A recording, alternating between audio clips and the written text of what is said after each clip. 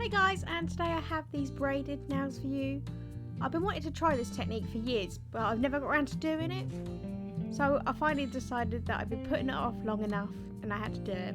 I first saw this technique done by Hannahroxnails on YouTube. Her videos are great if you're a beginner, and hers looks so much better than mine did, I have to confess.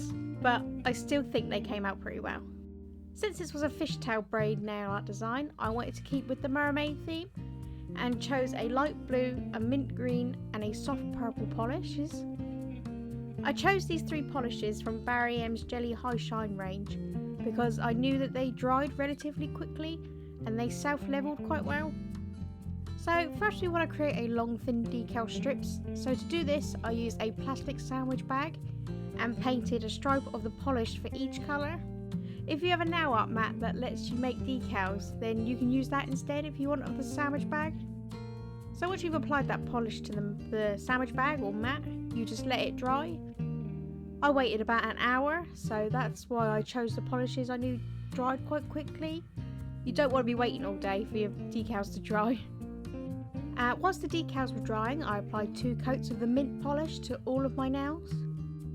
And I'm sorry if the footage is too dark, my camera was freaking out over the pastel colours. I couldn't get the colours to show properly. So after about an hour, I carefully peeled up my decal strips off the sandwich bag. You want them to be dry but also flexible, otherwise if you wait too long they go too dry and then they'll just snap and not bend to the nail properly. So now we have the long strips of decal. To create the smaller ones, you simply just cut little stripes out of it, just with some scissors.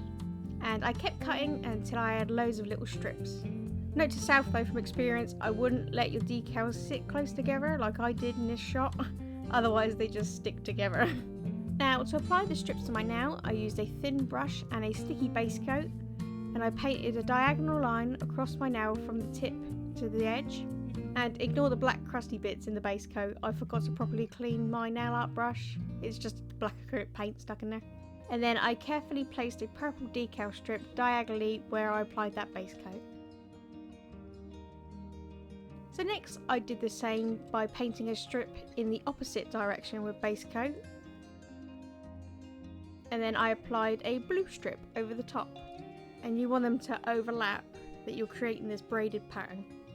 To make cleanup easier, I just cut the remaining decals off as I went along. Saves mess later on. For the rest of the design, I just kept reapplying strips, overlapping them until you had this basket weaving pattern. I also kept to the mint, purple, blue pattern as I applied them. And the closer you get to the tip, the harder it is to apply them.